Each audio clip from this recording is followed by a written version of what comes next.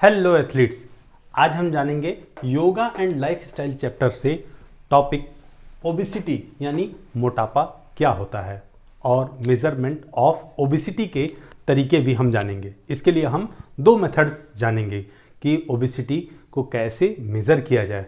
साथ में हम ये भी जानेंगे ओबेसिटी होने के मुख्य कारण क्या होते हैं और इसके बाद हम ये भी जानेंगे कि ओबेसिटी को ठीक करने के लिए कौन से आसन हमारी मदद कर सकते हैं। इन सभी टॉपिक को हम डिटेल में इस वीडियो में कवर करेंगे। तो आइए शुरू करते हैं। ओबेसिटी आज के समय की बहुत ही कॉमन प्रॉब्लम बन गई है। ओबेसिटी एक तरह से बॉडी का एक टाइप होता है, लेकिन ये कई तरह की बीमारियों को इनवाइट करता है।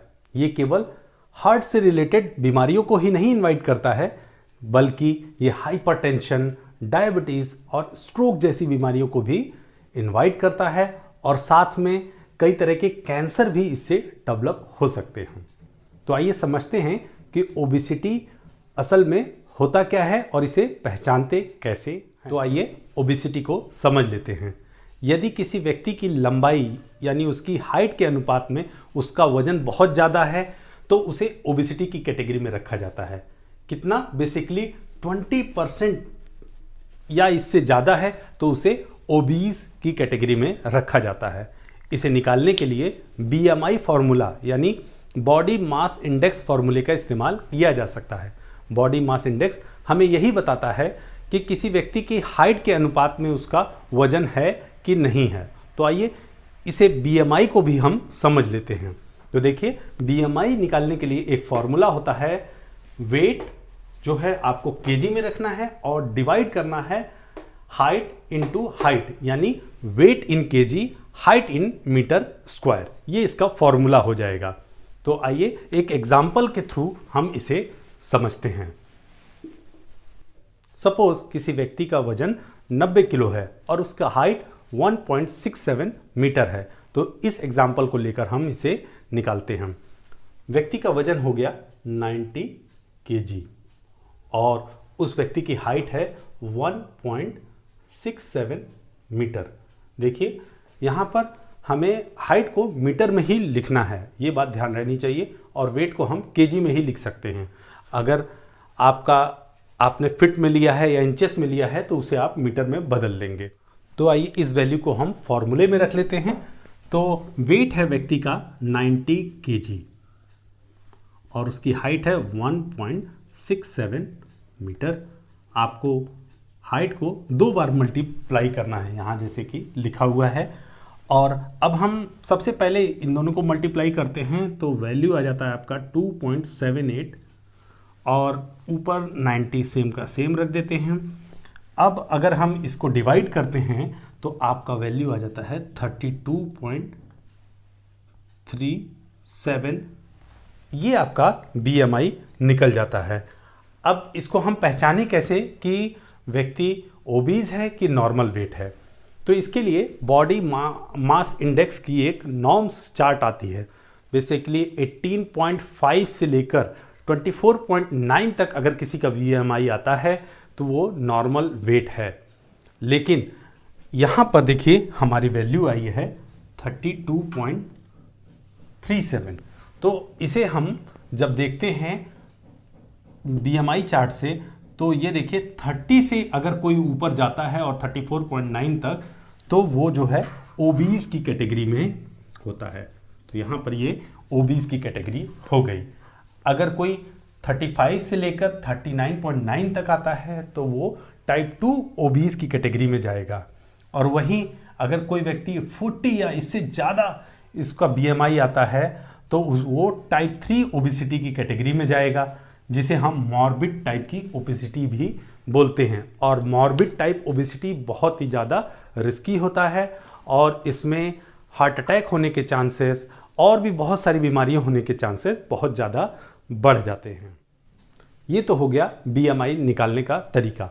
दूसरा होता है ओबेसिटी को नापने के लिए आप वेस्ट हिप रेशियो का भी इस्तेमाल कर सकते हैं। इसके लिए आपको वेस्ट का सरकमफ्रेंस सेंटीमीटर में निकालना है और उसे डिवाइड कर देना है हिप का सरकमफ्रेंस निकालकर सेंटीमीटर में। इन दोनों का जो भी रेशियो आएगा वो आपको वेस्ट हिप रेशियो बता देगा। लेकिन इसे मोटा मोटा आप ये समझ लीजिए, जो भी आपकी हाइट है, मतलब जितनी भी आपकी हाइट है उसे इंचेस में निकालने के बाद उसकी आधे से कम में आपकी कमर का साइज होना चाहिए।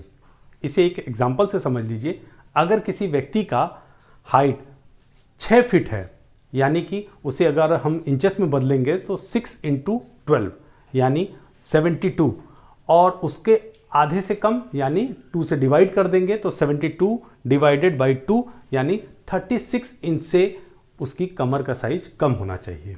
अगर किसी व्यक्ति का 5 फीट हाइट है तो इसे जब हम इंचेस में बदलेंगे तो 60 हो जाएगा, और 60 / 2 यानी उसकी कमर का साइज 30 से कम होना चाहिए। ये भी एक तरीका है ओबेसिटी निकालने का। ओबेसिटी होने का मुख्य कारण है जितनी भी कैलोरी आपको दिन भर में ज़रूरत है उससे ज़्यादा आप अगर कंज्यूम करते हैं तो ओबेसिटी होने का एक कारण हो सकता है। और इसे ठीक करने के लिए हम जिन आसन्स की मदद लेंगे और जो आपके सिलेबस में है उसे अब मैं बताने जा रहा हूँ।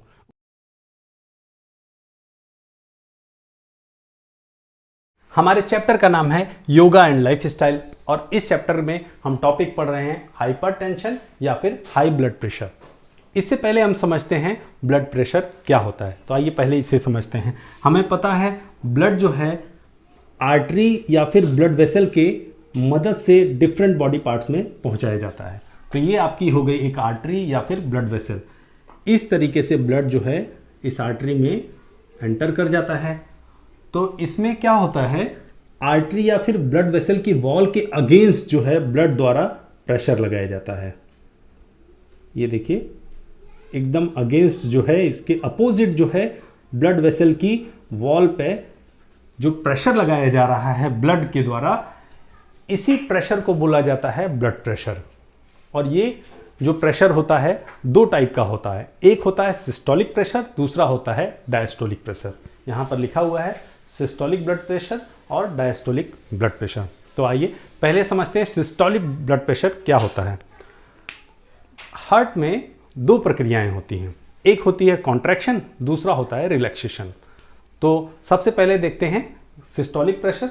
सिस्टोलिक प्रेशर में क्या होता है, जब हार्ट जो है लेफ्ट वेंट्रिकल को कॉन्ट्रैक्ट करता है और ब्लड जो है इजेक्ट हो जाता है ऑर्टा में, तो इस समय एक प्रेशर क्रिएट होता है और ये प्रेशर थोड़ा सा हाई होता है। इस प्रेशर को बोलते हैं सिस्टोलिक प्रेशर। तो ये कितना होता है नॉर्मली, ये भी जान लीजिए। ये नॉर्मली होता है 120 mmHg। mmHg क्या है, मिलीमीटर मर्क्यूरी, जो इसकी यूनिट है। तो ये हो गया आपका हायर प्रेशर जो होता है सिस्टोलिक प्रेशर, यानी कि जब हार्ट कॉन्ट्रैक्ट हुआ उस समय प्रेशर थोड़ा सा हाई था, तो इसे बोलेंगे सिस्टोलिक प्रेशर। अब देखते हैं दूसरा डायस्टोलिक ब्लड प्रेशर क्या होता है। डायस्टोलिक जब हार्ट रिलैक्स करता है, रिलैक्स यानी जब वापस से हार्ट जो है ब्लड को फिल करता है, उस समय जो ब्लड प्रेशर आर्टरीज में होता है वो थोड़ा सा लो होता है, तो उस प्रेशर को बोलते हैं हमारा डायस्टोलिक प्रेशर। नॉर्मल कंडीशन में डायस्टोलिक ब्लड प्रेशर होता है 80 mmHg तक। तो यानी हम कह सकते हैं किसी नॉर्मल व्यक्ति का नॉर्मल कंडीशन में उसका नॉर्मल ब्लड प्रेशर होगा 120 से लेके 80 mmHg तक। अब देखते हैं हाई ब्लड प्रेशर या हाइपरटेंशन क्या होता है। तो किसी कारण की वजह से इस आर्टरी या ब्लड वेसल का डायामीटर कम हो जाए, यानी कि ब्लड वेसल श्रिंक हो जाए, या जैसे सपोज यहाँ पे कोलेस्ट्रॉल जम गया, इस वजह से जो ब्लड वेसल का जो डायामीटर है और ये जो ब्लड वेसल है ये श्रिंक हो जाती है। जब ब्लड यहाँ से फ्लो करता है तो ब्लड जो है आर्टरीज की वॉल के अगेंस्ट प्रेशर लगाना शुरू कर देती है। अब क्योंकि इसका डायामीटर छोटा हो गया है तो इस वजह से ज़्यादा प्रेशर लगेगा। यूजुअली कितना, अगर सिस्टोलिक ब्लड प्रेशर जो है 140 या इससे ज़्यादा लगे और डायस्टोलिक ब्लड प्रेशर 90 या फिर इससे ज़्यादा लगे, तो इस कंडीशन को बोला जाता है हाइपरटेंशन या फिर हाई ब्लड प्रेशर। और ब्लड प्रेशर को नापने के लिए जिस इंस्ट्रूमेंट का इस्तेमाल किया जाता है उसे बोला जाता है स्फिग्मोमैनोमीटर। तो ये बात हो गई हमारी हाइपरटेंशन क्या होता है और हाई ब्लड प्रेशर क्या होता है। अब देखते हैं कौन से आसन करने से हम इसे मैनेज कर सकते हैं या फिर ठीक कर सकते हैं। और टेंशन एक साइकोलॉजिकल कॉन्सेप्ट है और हाइपरटेंशन एक फिजियोलॉजिकल कॉन्सेप्ट है।